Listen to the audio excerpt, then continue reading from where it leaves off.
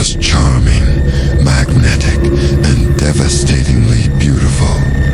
But behind the glittering mask of seduction, he was also a predator. To love him was to suffer. To fall for him was to die. This is the story of the lovers and the victims of Lestat the Lioncourt.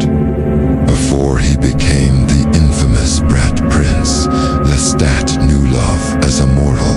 In 18th century France, he shared a bond with Nicolas de l'Infanta, brilliant, tortured violinist who mirrored Lestat's own longing for freedom.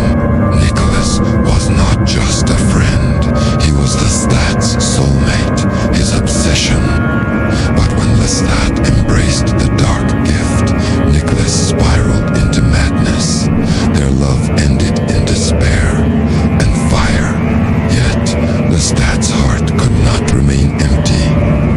When his mother Gabrielle lay dying, he could not let her go.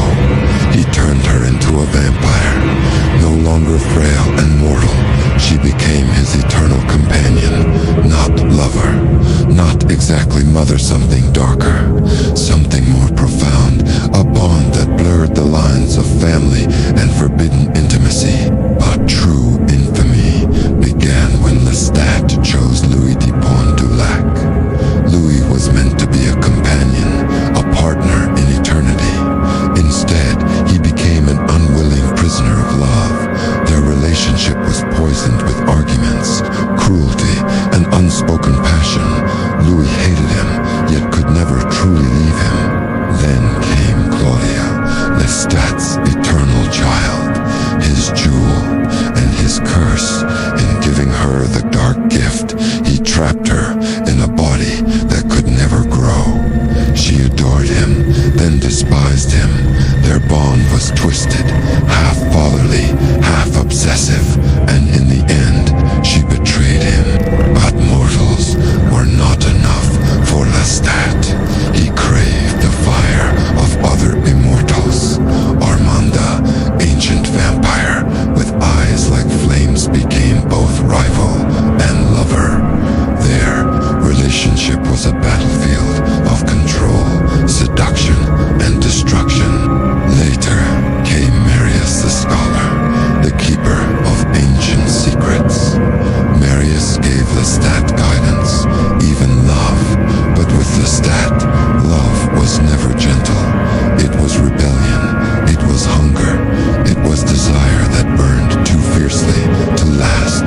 Yet what of his victims? The countless mortals who crossed his path and never left it alive. To be Lestat's victim was to experience ecstasy and terror in the same heartbeat.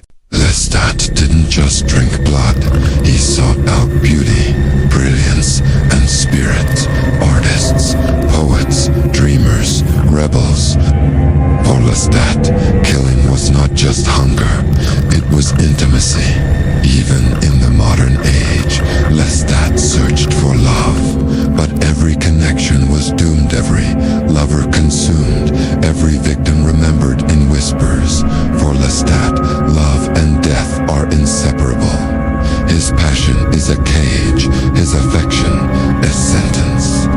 To love Lestat was to risk destruction. To be his victim was to taste eternity for a fleeting instant. He was a prince of darkness, a seeker of beauty, a lover and a monster. And as long as he walks the earth, he will always leave behind